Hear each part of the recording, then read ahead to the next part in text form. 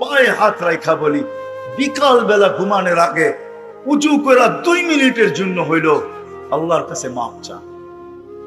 আপনি যদি বলেন মাপ চাইলে কি হবে, তো আমি কোরআন দিতেছি, ইন্নাল্লাহা ইউহিব্বুত তাওয়াবিন। কোরআন তো বলতে পড়তেছি না, ইউহিব্বুত তাওয়াবিন ওয়া ইউহিব্বুল মুতাতাহহিরিন। আল্লাহ নিজে বলতেছে, বান্দা পারিস না, তওবা কর।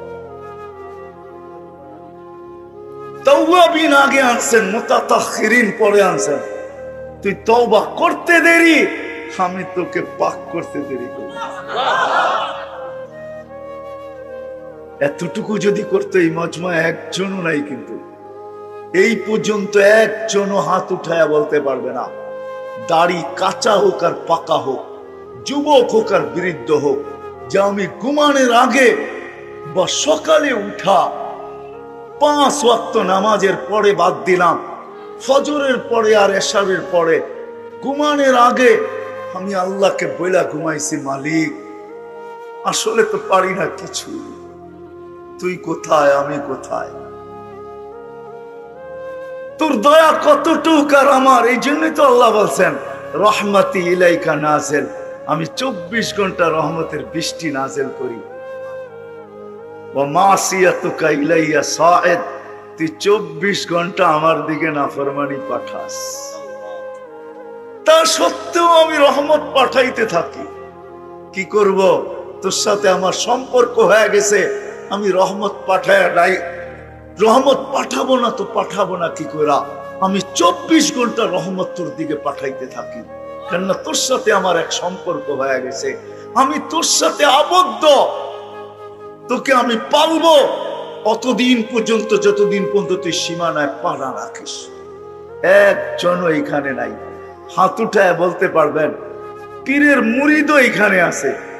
আমি অনেকের চেহারা চিনি, চেহারা বলে পীরের মুরিদ বলেন যে আমি ঘুমানোর আগে উজুর সাথে 2 মিনিট ডেলি এইভাবে তওবা করে ঘুমাইছি, যে মালিক সারাদিন বিরুদ্ধাচারণে কাটছে, ঘুমাইতে চললাম, কাল সকালে যদি উঠাস তাইলে উঠবো, আর যদি না উঠাস তাইলে চির নিদ্রা হয়ে যাবে।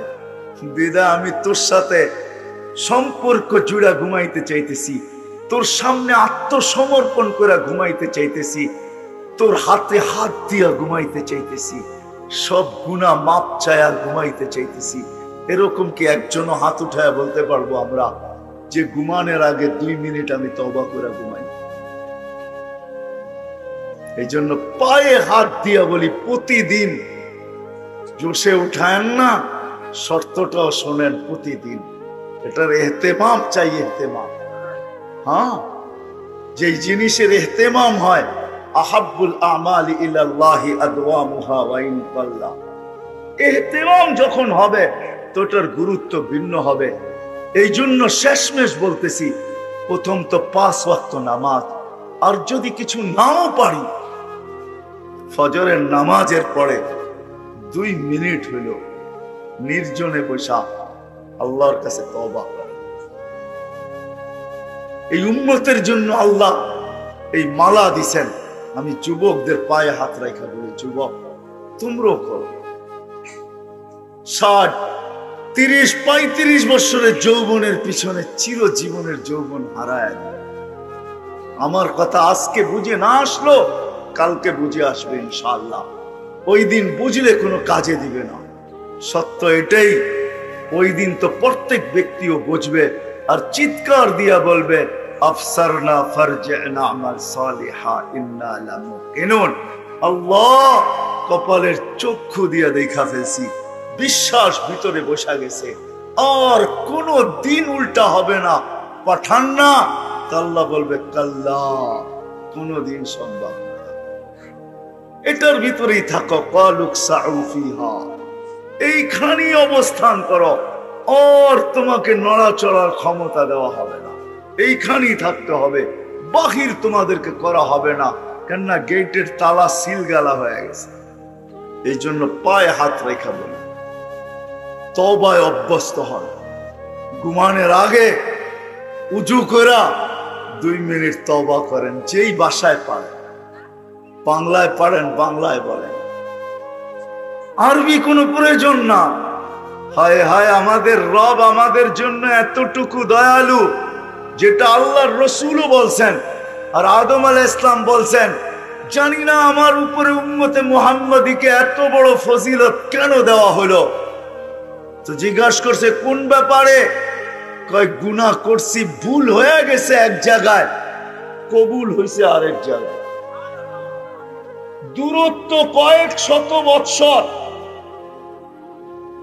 কিন্তু উম্মতে মুহাম্মাদী যেখানে গুনাহ করবে ওই গুনার জায়গার উপরে বৈশা যদি উপর দিকে চায় একটা চিৎকার দেয়, রব্বানা রব্বানা বলে যদি একটা চিৎকার দেয়, রব্বানা, আল্লাহ, হায় আল্লাহ করলাম কি, ও আল্লাহ কি হইল, যদি একটা চিৎকার দেয় তা আল্লাহ জবাব দেয়, আলিমা আবদি আন্না লাহু রাব্বা। আদম আলাইহিস সালাম বলছে চিৎকার দিতে দেরি, আল্লাহ মাফ করতে দেরি করবে না। যদিও মাফ না চায়, শুধু আল্লাহ বইলা চিৎকার দেয়। আর আল্লাহর রাসূলও বলছে তুমি চিৎকার দিতে দেরি, আল্লাহ মাফ করতে দেরি করবে না। তো সাহাবা জিজ্ঞাসা করছে ডেলি কয়বার চলবে এরকম? আল্লাহর রাসূল বলছে ওয়ালাউ ফিল ইয়াউমি ৭০ মাররা, প্রতিদিন ৭০,০০০-এর উপরেও চলবে, ৭০-এর উপরেও চলবে। ৭০ বারের বেশিও যদি তুমি এরকম করো যে গুনাহ হয়ে গেছে আল্লাহ বলছো, আবার হয়ে গেছে আবার আল্লাহ বলে চিৎকার দিছ, আবার হয়ে গেছে আবার আল্লাহ বলে চিৎকার দিছ, তাহলে এরকম যদি ডেলি ৭০ বারের উপরেও হয় তারপর আল্লাহ মাফ করবেন। প্রয়োজনের কারণেই মানুষ ব্যস্ত হয়। প্রয়োজন আছে বিদায়ী অটোওয়ালা সারাদিন অটো নিয়ে ছুটতেছে, সিএনজি ওয়ালা সিএনজি নিয়ে ছুটতেছে, বাজারওয়ালা সারাদিন দোকান খুলা বসা আছে, ঝড় দেখে না, তুফান দেখে না, শীত দেখে না, গরম দেখে না। অফিসওয়ালা ছুটতেছে অফিসের দিকে। এই যে ছুটাছুটি, এটা প্রয়োজনের কারণে। প্রয়োজন যদি না থাকতো তাহলে কাউকে ছুটতে হতো না, মাথার গাম পায়ে ফেলতে হতো না, দেশ থেকে দেশান্তর হইতে হতো না, তাইলে মানুষ প্রবাস জীবনে কোনোদিন জীবন কাটাইতো না। কেননা প্রবাস জীবনটা কোনো জীবন না। এটা যারা প্রবাসে ছিল বা আছে ওদেরকে জিজ্ঞাসা করেন যে প্রবাস জীবনটা কোনো জীবন মনে হয় না। প্রবাস জীবনটা কোনো জীবন মনে হয় না। বিকালে ফিরা, নিজের খাওয়া নিজেই পাক করতে হয়, কাপড়টা নিজেরই পরিষ্কার করতে হয়, সুস্থ হইলেও ভালো, অসুস্থ হইলে নিজের শরীরটাকে নিজেরই দেখতে হয়। অদ্বিতীয় আর ওইখানে কেউ থাকে না। বিদায় প্রবাস জীবনটা বিশ্লেষণ করলে দেখা যায় প্রবাস জীবনটা জীবন না। তারপরও প্রয়োজনের খাতিরে মানুষ প্রবাস জীবনটাও বেছে নেয়। কি আপনাদের এখানে প্রবাসে নাই? ওকে জিজ্ঞাসা করেন প্রবাস জীবনটা কিরকম, তো আমার কথাটা একমত হবে যে আসলে তাকাইলে দেখা যায় এটা কোনো জীবন না। আমরা প্রয়োজনের খাতিরে খেটা যেতেছি, তা একটা সময় আসে প্রয়োজনের মাত্রা বাড়তে থাকে আর সে ক্লান্ত হইতে থাকে। হইতে হইতে হইতে হইতে হইতে একটা পর্ব আসে যে আল্লাহ ডাকে তারপরও আসে না, শুধু মুখ দিয়া বলতে থাকে প্রয়োজনের খাতিরে আমি এতটুকু ব্যস্ত। কেউ কেউ তো বইলেও ফেলে যে মরার সময়ও নাই, মনে হয় ও মরবে না, ওর কাছে মরার সময়ও নাই। সবাই বলে আমি ব্যস্ত। জিজ্ঞাসা করলে ব্যস্ততা কেন, তো বলবে প্রয়োজনের খাতিরে আমি ব্যস্ত। আল্লাহ ডাকে তারপরও আসে না। মনে হয় বুঝাইতে পারি না। কে ডাকে? কয়জন মসজিদে আসে, কয়জন নামাজে দাঁড়ায়? এই মজলিসও আছে যে আশার নামাজ এখনো পড়ে নাই, আজকে রাত্রে পড়বে কিনা এটাও সন্দেহ আছে। জিজ্ঞাসা করলে বলবে ব্যস্ত ছিলাম, ব্যস্ত। অথচ মার পেটে কোনো ব্যস্ততা ছিল না। জমিনে পা রাখতে দেরি, ব্যস্ততা আমাকে ঘিরা ধরতে দেরি করে নাই। দিন যাইতেছিল, ব্যস্ততার মাত্রা বাড়তেছিল। একটা দিন আসলো যে এখন আমি 24 ঘন্টা ব্যস্ত।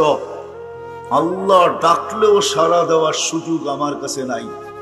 অথচ মুসলমান হিসাবে স্বীকার করে যে আমি এক একটা শ্বাসে শ্বাসে আল্লাহর মুহতাজ। আল্লাহ বলতেছে আনতুমুল ফুকারা, ও মানুষ তুমি কদমে কদমে আমার মুহতাজ। শ্বাসে শ্বাসে মুখাপেক্ষী। আমি চালাই বিদায় তোমার শ্বাস চলে। আমি যদি না চালাই তাহলে তুমি টানবে আর কোনোদিন ছাড়তে পারবে না, ছাড়বে আর কোনোদিন টানতে পারবে না। এখানে টানার ছাড়ার কোনো সিস্টেম নাই। আপনাদের বিজ্ঞানকে জিজ্ঞাসা করেন, এই ভিতরে টানার আর ছাড়ার কোনো সিস্টেম নাই। একটা আছে না, মানুষ সিস্টেমের মাধ্যমে চলে, কোনো সিস্টেম নেই টানার আর ছাড়া। আল্লাহ টানাইতেছেন বিদায় শ্বাস টানতেছি, আল্লাহ ছাড়তে দিতেছেন বিদায় ছাড়তে পারতেছি। এই জন্যই আল্লাহ এক জায়গায় বলছেন, মানুষ 24 ঘন্টা তোকে আমি রহমতের ভিতরে ডুবাইয়া দিই। 24 ঘন্টা ডুবানো তুই। রহমতি ইলাইকা নাজিল, 24 ঘন্টা আমার অনবরত রহমত তোর উপরে নাজেল হইতে থাকে। যদি রহমত নাজেল না হইতো তাহলে তোর চক্ষু কোনোদিন দেখতো না, কেননা চোখে দেখার কোনো উপাদান নাই। তোর কান কোনোদিন শুনতো না, কেননা কানে শোনার কোনো উপাদান নাই। তোর বাক শক্তি কোনোদিন বলতো না, কেননা এখানে বলার কোনো উপাদান নাই। কোনো অঙ্গ চলার জন্য ভিতরে কোনো সিস্টেম নাই। পুরাটাই আমার রহমত আর কুদরত দ্বারা চলতেছে। যতদিন চাবো অতদিন চালাবো, যেই দিন চাবো না ওই দিন তোর নাম হবে লাশ। যেদিন চাবো না ওই দিন চলবে না, লাশ হয়ে যাবে। অথচ 24 ঘন্টা পরিচালনা করতেছেন।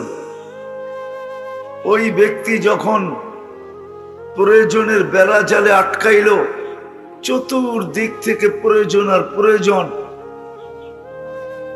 তো বলতে শুরু করলো আমি ব্যস্ত। আল্লাহ ডাকে তারপরও আসে না, আর বলেই আমি ব্যস্ততার ভিতরে আসি, কি করে আসবো? অথচ জানে কদমে কদমে আল্লাহর মুহতাজ। আল্লাহ বলতেছে আনতুমুল ফুকারা, তোমরা মুখাপেক্ষী। প্রত্যেক কদম কেন, প্রত্যেক শ্বাসে শ্বাসে, প্রত্যেক মুহূর্তে মুহূর্তে। হায় মেরে দোস্ত, আপনি যদি বলবেন প্রত্যেক শ্বাসে শ্বাসে আল্লাহর মুহতাজ, এই জন্য শ্বাসের ফেরেশতা প্রতিবার আল্লাহকে জিজ্ঞাসা করে আমসি কাওয়াত্র, আল্লাহ শ্বাস নিল বন্ধ করে দিব না ছাড়তে দিব? তো আল্লাহ প্রত্যেকবার বলে উতরুক আলী আবদি আজাল, ছাড়তে দে। সীমারেখা দেওয়া আছে, যখন সীমারেখায় পা দিবে তো হুকুম দিব, শ্বাস নিবে আর কোনোদিন ছাড়তে দিবে না, ছাড়বে আর কোনোদিন টানতে দিবে না। ডেট। অথচ আল্লাহ ডাকে, আবার বিশ্বাসও করে রাখে। আল্লাহ মারে কে, এই কথা বিশ্বাস করে, তারপরও আল্লাহ ডাকে। কিন্তু যুবকও বলে ব্যস্ত, পুরুষও বলে ব্যস্ত, বৃদ্ধ বলে ব্যস্ত, নারীও বলে ব্যস্ত, পুরুষও বলে ব্যস্ত, সমাজের প্রত্যেক ব্যক্তি বলে ব্যস্ত। অথচ বিশ্বাস করে রাখে আল্লাহ মারে কে, মারে আল্লাহ রাখে কে, তারপরও আসে না। এই জন্য কিতাবে আছে মরার সাথে সাথে কানে ধ্বনি দিবে। কিছু লোকদের কানে ধ্বনি আসবে আর ধ্বনি দিয়া কানের পর্দা ফাটায় ফেলবে। ফেরেশতা চিৎকার দিয়া বলবে আইনাল ইস্তেগাল, বল তোর ব্যস্ততা কোথায়? তুই না বলতি বড় ব্যস্ত, কোথায় তোর ব্যস্ততা? তো ফেরেশতা নিজেই জবাব দিবে জালাল ইস্তেগাল, তোর ব্যস্ততা শেষ। কিন্তু শুনা রাখ বাকিয়াল ওয়াবাল, সব ঘাটি তোর সামনে, সমস্ত ঘাটি সামনে। আমি নিয়ে যেতেছি ওই দিকে আপনাদেরকে। আফসোস, সারাদিন প্রয়োজন প্রয়োজন প্রয়োজন প্রয়োজন বলি, কিন্তু এই মানুষটা জানে না তার সবচেয়ে বড় প্রয়োজন কি। জানে না তো জানে না, একটু ভাবেও না। 2 মিনিটের জন্য কখনো একা একই বসে ভাবে না যে আমি যে সারাদিন প্রয়োজনের স্লোগান লাগাইতেছি, আচ্ছা একটু ভাইবা দেখি এই ছোট জীবনটার প্রয়োজনই আমার প্রয়োজন, না আরো কোনো কিছু আমার প্রয়োজন। ছোট জীবন, 60-70 বৎসরের জীবন, এটারই কি প্রয়োজন, না আমার সবচেয়ে প্রয়োজন কি? কসম খোদার, একজন মানুষও মনে হয় আমরা ভাবি না। একজন মানুষও আমরা ভাবি না যে আমার সবচেয়ে প্রয়োজন কি। যুবকও ভাবে না, বৃদ্ধ ভাবে না, নারীও ভাবে না, পুরুষও ভাবে না, শিক্ষিত ভাবে না, অশিক্ষিত ভাবে না, আমাদের সমাজের কেউ ভাবে না আমার সবচেয়ে প্রয়োজন কি। এটাই বুঝাইতে চাইতেছি, সবচেয়ে প্রয়োজন কি, কোন জিনিস আমার সবচেয়ে বেশি প্রয়োজন, কোনটা আমার জীবনে সবচেয়ে বেশি দরকার, সবচেয়ে বেশি প্রয়োজন। আজকে তো বলি দরকার দরকার, প্রয়োজন প্রয়োজন প্রয়োজন, কিন্তু ভাবলাম না সবচেয়ে বড় প্রয়োজন কি। বিবেক তো আল্লাহ সবাইকেই দিলেন, শুধু পাগলকে দেন নাই তো কলমও উঠে আনিছেন। রুফিয়াল কালাম আন সালাত মজনু হাত্তা ইয়াবরা, পাগল থেকে আল্লাহ কলম উঠে আনিছেন। কেননা ওকে বিবেক বুদ্ধি আল্লাহ দেন নাই, সে পাগল বিদায় কলম তার থেকে উঠানো। আমাদের কারো থেকে তো কলম উঠানো না, আমরা তো কেউ পাগল না।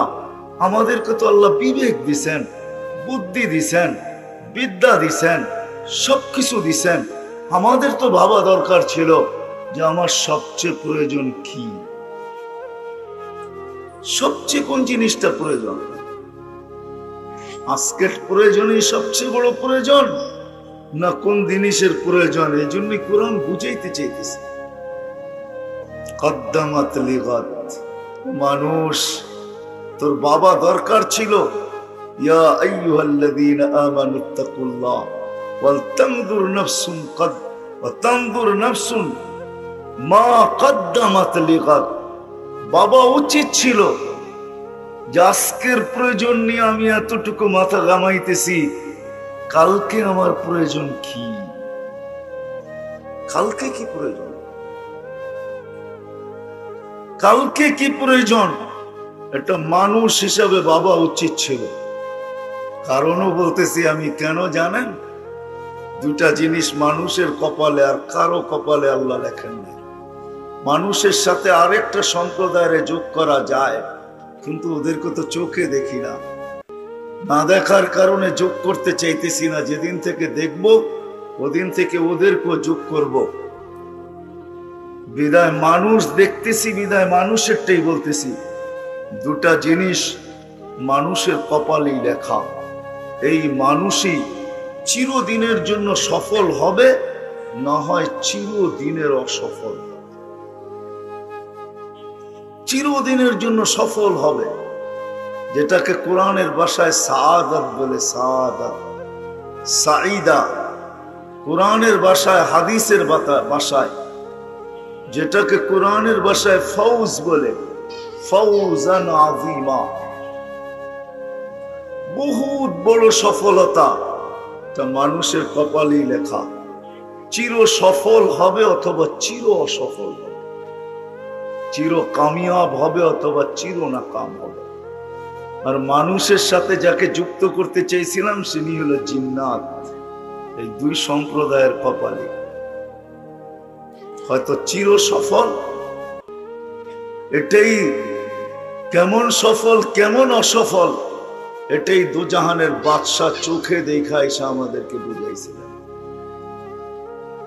দয়ার কান্ডারি নবী উম্মতের জন্য দয়ার ভান্ডার, দয়ালু নবী। কেমন দয়ালু? আল্লাহ রহিম তো নবীও রহিম, আল্লাহ রউফ তো নবীও রউফ। এরকম নবী আইসা আমাদেরকে বুঝাইছে। আল্লাহর রাসূল রউফ ছিলেন, আল্লাহর রাসূল রহিম ছিলেন। এই জন্যই কোরআন বলে হারিসুম বিল মুমিনিনা রাউফুর রহিম। দয়ার ভান্ডার ছিলেন উনি। চোখে দেখা ঈসা আমাদেরকে বলছেন, চোখে দেখা ঈসা। মেরাজের কাহিনী যে শুনেন না আপনারা, মেরাজের কাহিনী এই জন্যই ছিল, কারণ এটাও ছিল যে আপনার উম্মত মনে হয় শোনা কথা বিশ্বাস নাও করতে পারে। কেননা টেকনোলজি সমৃদ্ধ উম্মত হবে, উন্নত জগতের উম্মত হবে, বিজ্ঞান সম্মত এদের জীবন হবে। বিদায় এরা শোনা কথা বিশ্বাস নাও করতে পারে। আর আমি চাই না বন্ধু আপনার উম্মত বিশ্বাস না করুক, আমি চাই এরা যেন বিশ্বাস করুক। বিদায় আপনি উঠা এসা চোখে দেখা যান। আল্লাহর রাসূল দেখে আসছেন সফলতা কি জিনিস, অসফলতা কি জিনিস। দুইটা কিন্তু আমাদের কপালই লেখা। দুনিয়ার জীবন কিন্তু ৬০-৭০ বছর। এই দুনিয়া এককভাবে পাওয়ার কারোর জন্য সুযোগ নাই। হ্যাঁ, মানুষ দৌড়াইতে পারে, কিন্তু এই দুনিয়া এককভাবে কেউ পাবে এটা সম্ভব না। কেননা আল্লাহ দুনিয়ার পিঠে লেখা দিছেন আর দুনিয়া মাকসুম, দুনিয়া বন্টিত। যতজন থাকবে সবার মাঝে বন্টিত হবে, কিন্তু হ্যাঁ এতটুক হইতে পারে কেউ একটু বেশি পাবে, কেউ একটু কম পাবে। যালিকা ফাদলুল্লাহ ইউতি মান ইয়াশা। আল্লাহ কাউকে একটু বেশি দিবেন, কাউকে একটু কম দিবেন, কিন্তু দিবেন। এই দুনিয়া বন্টিত, এককভাবে মালিক হওয়ার কারো কোনো সুযোগ নেই। হৃদয় যেটা বুঝাইতেছিলাম, জানা উচিত যে আমার সবচেয়ে প্রয়োজন কি আর কেন উচিত। আমার জন্য কপালে দুইটা লেখা আছে,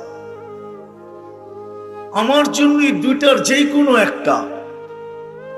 আর এটা আমার ইচ্ছাধীন, এটা আমার ইচ্ছাধীন। আল্লাহ আমাকে ইচ্ছা দিছে আমি দুটার থেকে যেটা যে কোনো একটা নিতে পারি। এই জন্যই কোরআন বোঝায় ফামান শাআ ইউমিন। ইচ্ছা তুমি এটাকে মাথায়ও রাখতে পারো, আবার ইচ্ছা জুতার মাথায় রেখা উড়েও দিতে পারো। ওমান শাআ ইয়াকফুর। ইচ্ছা তুমি হাত পাইতা নিতেও পারো, আবার তুমি জুতার মাথায় রেখা উড়েও দিতে পারো। যেমন আজকে আমরা, রাগ হয় না, নবী যদিও দয়ার ভান্ডার ছিলেন, উম্মতের এরকম কোন শ্রেণী নাই যে শ্রেণীর জন্য চোখের পানি না জড়াইছে। হায় হায় হায় হায় হায় হায়। যাকে সমগ্র জগতের চাবি দিতে চেয়েছেন আল্লাহ, সমগ্র জগতের ভান্ডারের চাবি, শুধু উম্মতের দিকে তাকায় নেন নাই। ওলামাদেরকে জিজ্ঞাসা করেন, আল্লাহ রসুল বলছে উতিতু মাফাতিহাস সামাওয়াতি ওয়াল আরদ। আল্লাহ আকাশ জমিনের ভান্ডারের চাবি আমাকে দিতে চেয়েছেন, আমি নেই নাই। ৬০-৭০ বছরের জন্য নিয়া করব তো করব কি? ৬০-৭০ বছরের জন্য নেই নাই। বলে নিবেন, বলে চিরদিনের জন্য নিব। আর একা নিয়া করব কি? একা নিয়া কি করব? উম্মতকে সহ নিব। যেদিন নিব ওই দিন উম্মতকে সহ নিব, একা নিব না। এই জন্যই তো কোন এক জায়গায় বলছিলেন, বুঝাইতে চাইতেছেন যে তোমরা ভাবছো আমি সৃষ্টির সর্দার, আল্লাহ জান্নাত দিবে আর আমি দৌড়ায় চলে যাব আর ওইখানে যে আরাম করব। ২৫০০০ মানুষ একটু বুঝতে চেষ্টা করেন, তাহলে আমার কথা বুঝে আসবে। তোমরা ভাবছো আমি সৃষ্টির সর্দার, আল্লাহ আমাকে জান্নাত দিবে আর আমি দৌড়ায় চলে যাব আর ওইখানে যে আরাম করব, তাইলে এই কথা কোনোদিন বলতেন না যে লান আরদা হাত্তা ইয়াকুনা ওয়াহিদ মিন উম্মতি ফিন নার। আমি একজন উম্মত জাহান্নামে থাকা পর্যন্ত আপনার উপরে রাজি হব না। চাই আপনি জান্নাত দেন, চাই নেয়ামত দেন, চাই জামলে তা দেন, আমার উম্মত যতক্ষণ পর্যন্ত একজনও জাহান্নামে থাকবে আমি রাজি হব না। কি বুঝাইতে চেয়েছেন? কি বলছেন? মাকামে মাহমুদে যাবেন, আল্লাহ বসাইতে পারবেন না। কোরআন বলে ফাতাহাজ্জাত বিহি নাফিলাতাল লাক আসা আইয়াব আসাকা রাব্বুকা মাকামাম মাহমুদা। আপনার জন্য একটা চেয়ার আমার পাশে রাখা আছে, যেটাকে মাকামে মাহমুদ বলে। প্রশংসার যে সিংহাসন আমি আপনার জন্য বসাইছি, ওই সিংহাসনে আপনি বসবেন আর প্রশংসা করবেন। আল্লাহর রাসূল ওই সিংহাসনের কাছে যাবেন বটে, কিন্তু হাত রাখবেন, বসবেন না। আল্লাহ জিজ্ঞাসা করছে কেন বসেন না? বলে বসলে উম্মতের জন্য 3 জায়গায় ছুটবে কে? উম্মত পিপাসিত হবে, যে পানি কে পান করাবে? উম্মতের হিসাব কিতাবের সময় যদি পাল্লা সামনে না ঝুঁকে, তো হাত দিয়া দোয়া করে কে ঝুঁকায়া দিবে? উম্মত যদি পুলসেরাতে ফাঁসা যায়, তো দুরুদের গাট্টি দিয়া কে পার করাবে? আমি যদি বসা যাই, তো এই 3 জায়গায় পার করাবে কে? কিন্তু লানত আমাদের জিন্দেগির উপরে এতভাবে বুঝায় ওলামায়ে কেরাম, কিন্তু উম্মত বসতে চায় না। উম্মত তো নিশায়, 60-70 বছরের নিশা। অতারান্নাসা সুকারা, প্রত্যেক মানুষকে যেন নিশার ভিতরে দেখা যায়। 60-70 বছর না, ও যুবক, তোর যৌবন থাকবে তো থাকবে কতদিন? বল, কতদিন থাকবে বলেন?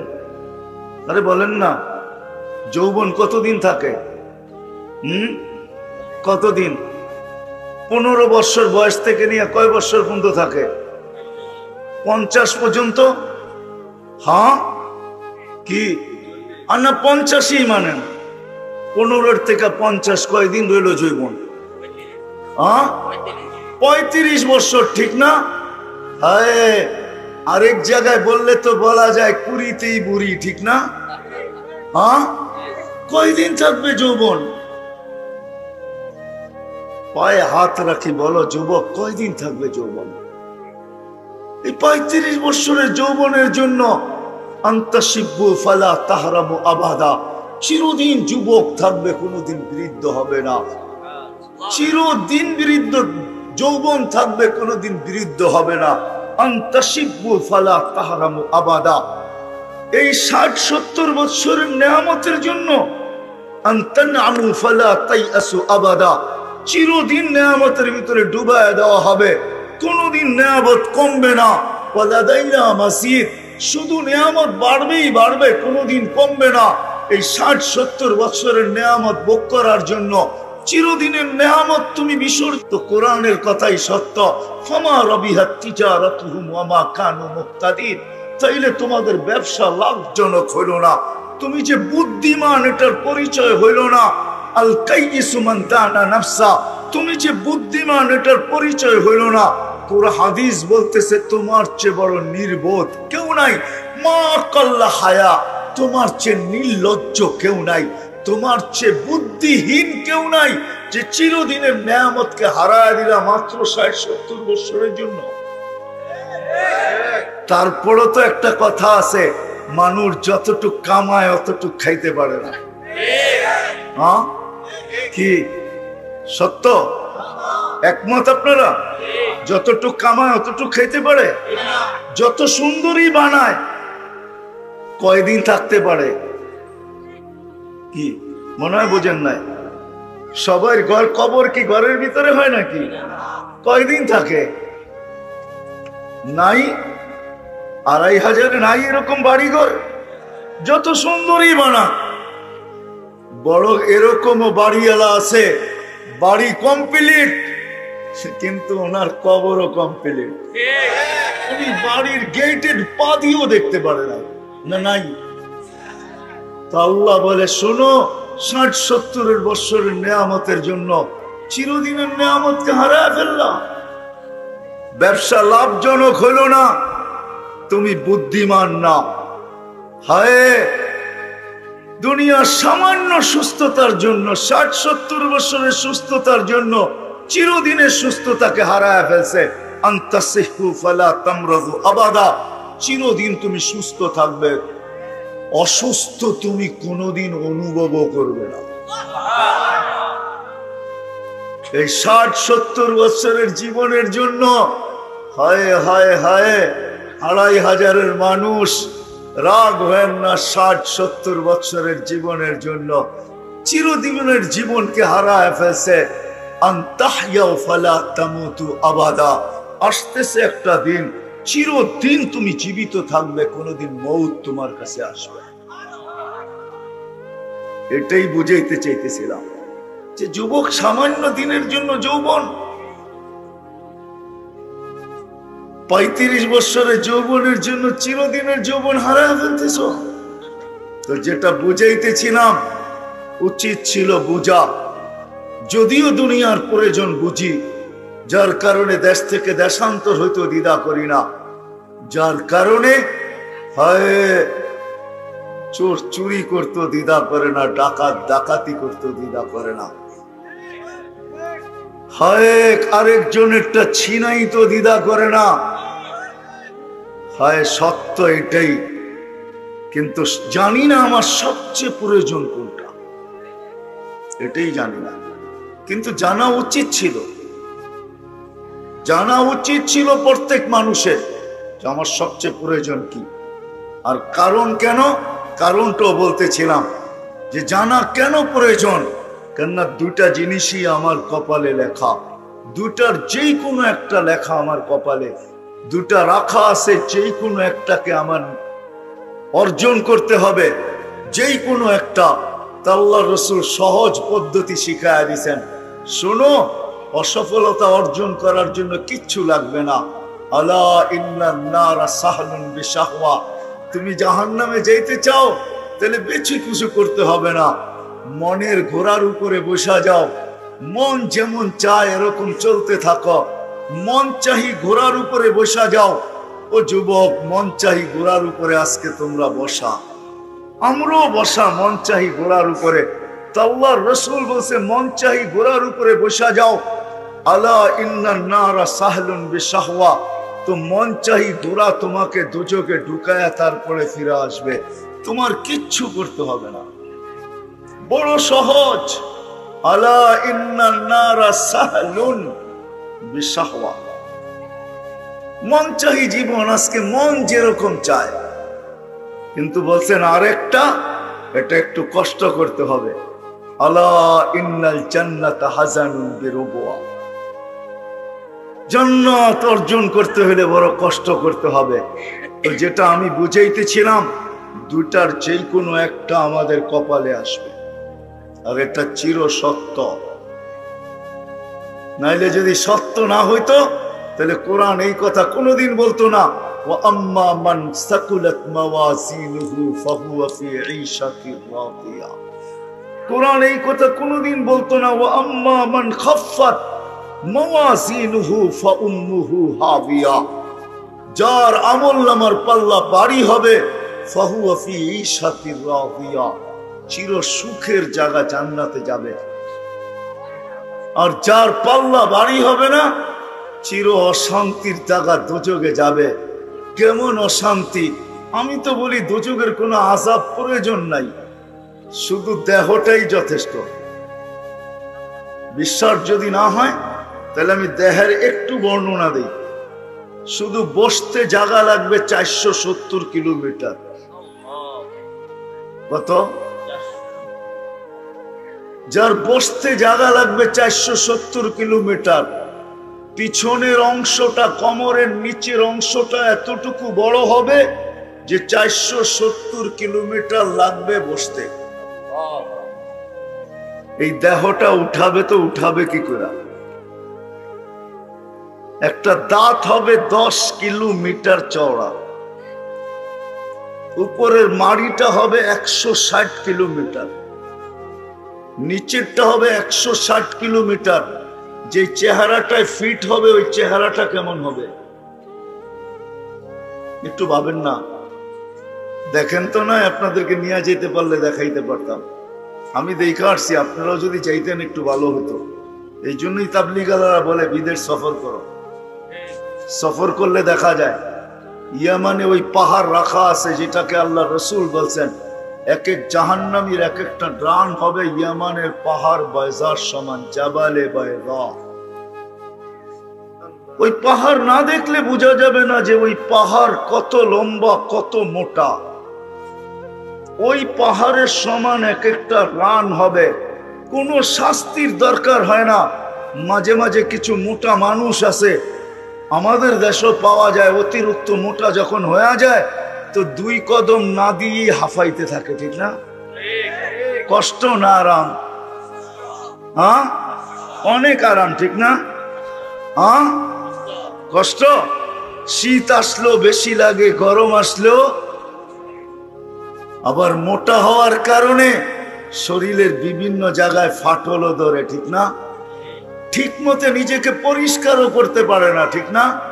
হ্যাঁ, বেশি মোটা, পেট এতটুকু আগে চলে গেছে, হাতের থেকে পেট আগে চলে গেছে।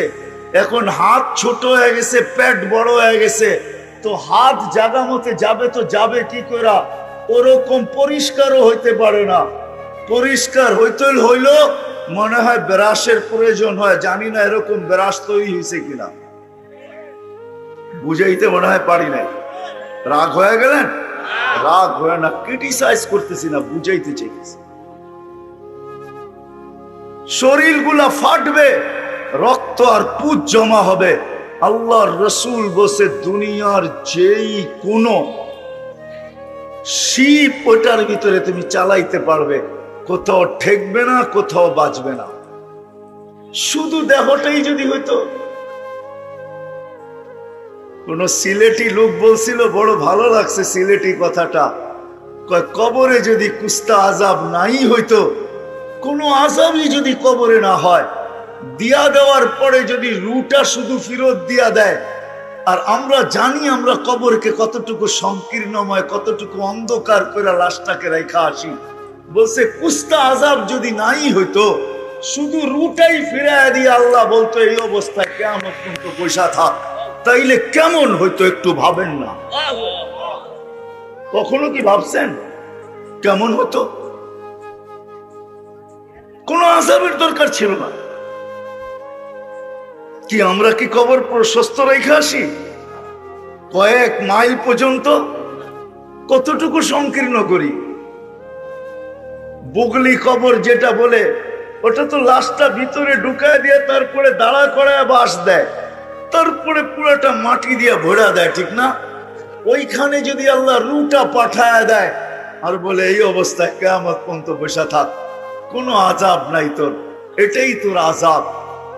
হয় সিলেটি লোকটার কথা বড়ই সত্য, সাদা সিধা মানুষ, ঠিকই বলছেন যে কবরে যদি কুস্তা আযাব নাই হতো, কোনো আযাব যদি না হতো, আমিও বলি দোজখে যদি কোনো আযাব নাও হয়, তাহলে শরীরটাই যথেষ্ট, শরীরটাই যথেষ্ট। বাস্তব সত্য এটাই। এই জন্য মানুষ হিসাবে ভাবা উচিত, সারাদিন ভাবি প্রয়োজন প্রয়োজন প্রয়োজন প্রয়োজন প্রয়োজন আমাদেরকে ব্যস্ত করে, কিন্তু জানি না সবচেয়ে বড় প্রয়োজন কি। এতটুকু ব্যস্ত যে আল্লাহ ডাকে তারপরও আসে, কুদরতি পাও বিছায়া ডাকে, আমাকে পুত পবিত্র করার জন্য ডাকে। পুবত্ব পবিত্র করার জন্য যদি না ডাকতেন তো আল্লাহর রসুল কোনোদিন আমাদেরকে এইভাবে বুঝাইতেন না, গাছের ডাল ধরে কোনোদিন নাড়া দিয়া বুঝাইতেন না যে সমস্ত পাতাগুলা ঝরা গেল। বলছে এরকম কেন করলাম উসমান, বলো কেন করলাম? বলে তা তো জানি না। বলে উম্মত যখন নামাজ পড়বে, নাড়া দেওয়ার কারণে শীতের গাছের পাতাগুলা যেরকম ঝরা গেল, পাতা শূন্য হলো, আমার উম্মত যখন নামাজ পড়বে এরকম গুনাহ শূন্য হবে। যদিও কেউ কেউ বলে আপনি এটা পাইলেন কই? আমি এইখান থেকেই পাইছি, এটাই সত্য। প্রমাণ পাওয়া যায় যে মুসলমান বান্দা বান্দি, যুবক হোক আর বৃদ্ধ হোক, নারী হোক আর পুরুষ হোক, যখন সুবহান রাব্বিয়াল আলা বলে, সুবহান রাব্বিয়াল আলা বলে, যখন সুবহান বলে চিৎকার দেয়, তো আল্লাহ বলে সাব্বাহতানি সাব্বাহতুক, তুই আমাকে পবিত্র বললি আর তুই অপবিত্র থাকবি, এটা হতে পারে না, তোকেও পবিত্র করে দিলাম, গুনাহ শেষ। যে আল্লাহ কুদরতি পাও বিছিয়ে ডাকে। আমি তো সব জায়গায় বলি, সেই উম্মতের নবীর সাথে, আমাদের নবীজির সাথে আল্লাহ কথা বলছেন, কিন্তু পাশে বসায়। আরো নবীদের সাথে কথা বলছেন, কিন্তু জমিনে রাইখা পর্দার এই পার আর ওই পার। বলছে বন্ধু আপনার সাথে কথা বলতে মনে চায়, কিন্তু জমিনে রাইখা না, তাইলে আর বন্ধুত্বের পরিচয় হইল তো হইল কি? আপনাকে পর্দার এই পারে ওই পারে না, আপনি উঠা আসেন কাবা কাউসাইনি আও আদনা ফাদানা ফাতাদাল্লা ফাওহা ইলা আবদিহি মা আওহা, আসেন আমার পাশে বসেন, আপনি বলবেন আমি শুনবো, আমি বলবো আপনি শুনবেন, কোনো পর্দা থাকবে না। আপনার আর আমার মাঝে যেরকম পর্দা থাকবে না, আপনার উম্মত যখন কথা বলবে তখন আর কোনো পর্দা থাকবে না। এই জন্যই আল্লাহ রাসূল এসে বলছিলেন আসসালাতু মিরাজুল মুমিনিন, নামাজ মুসলমানের মেরাজ।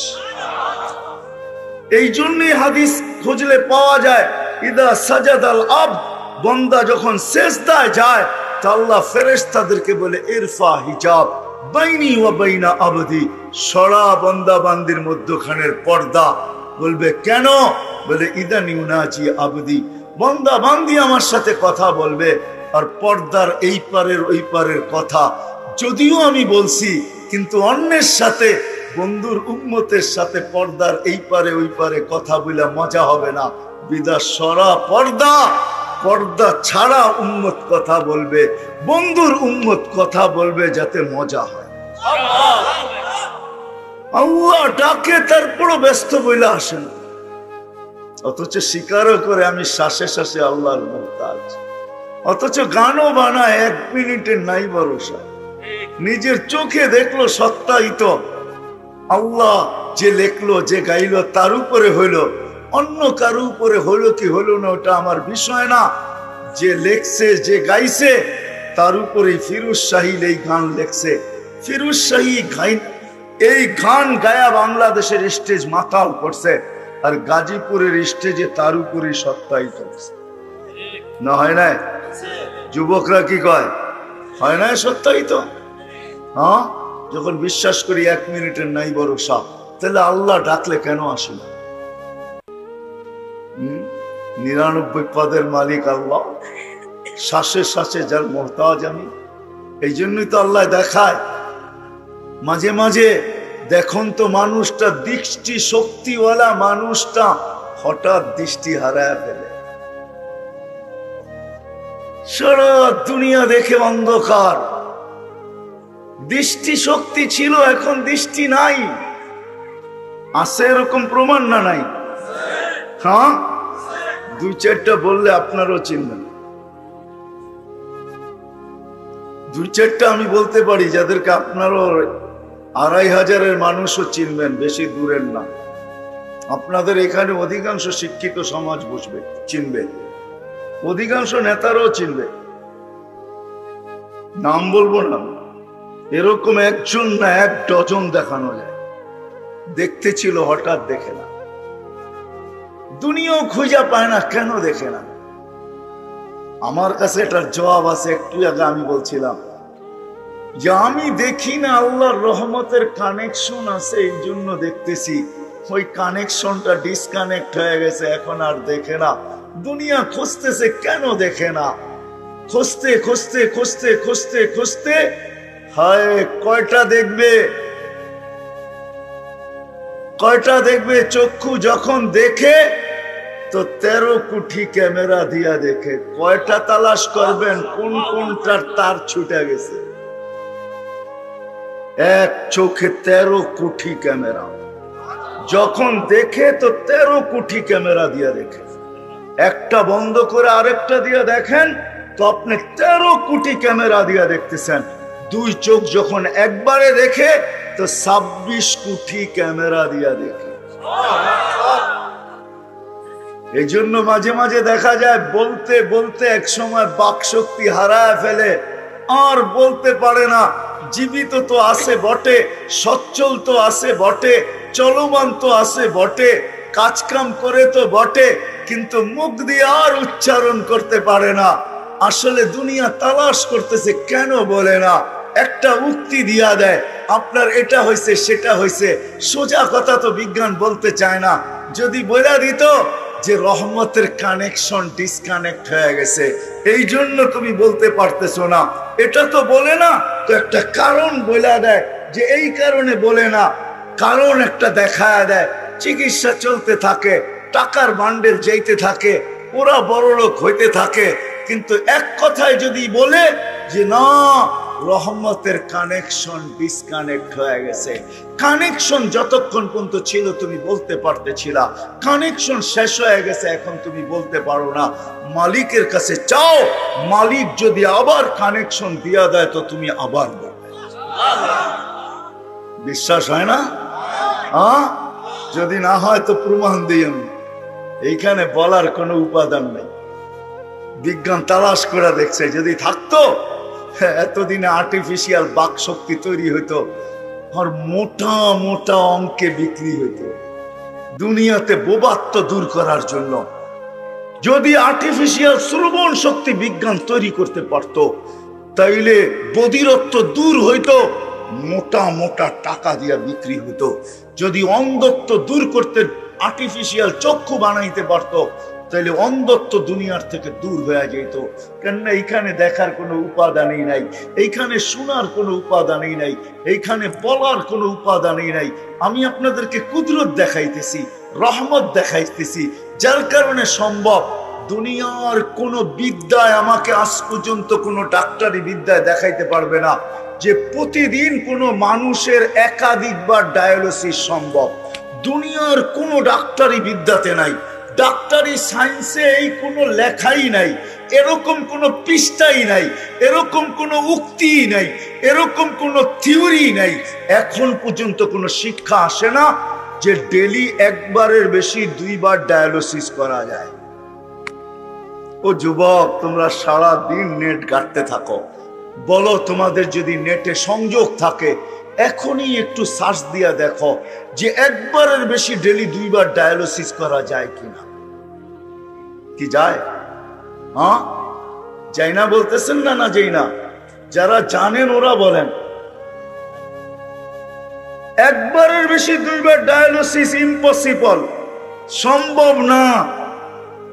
ডেলি একবারও করা যাবে না, 7 দিন টানা ডায়ালিসিস হবে না।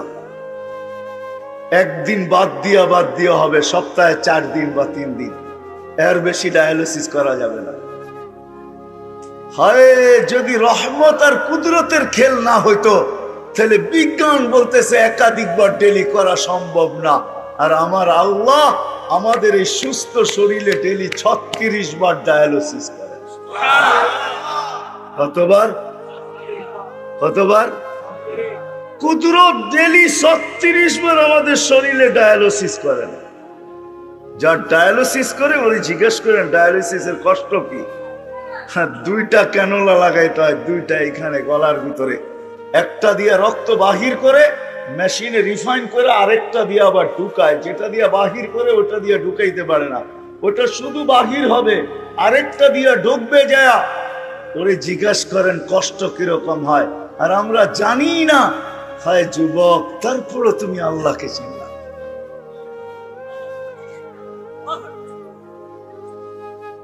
তারপরও তুমি আল্লাহকে চিনলা না। আমি কাঁদি শুধু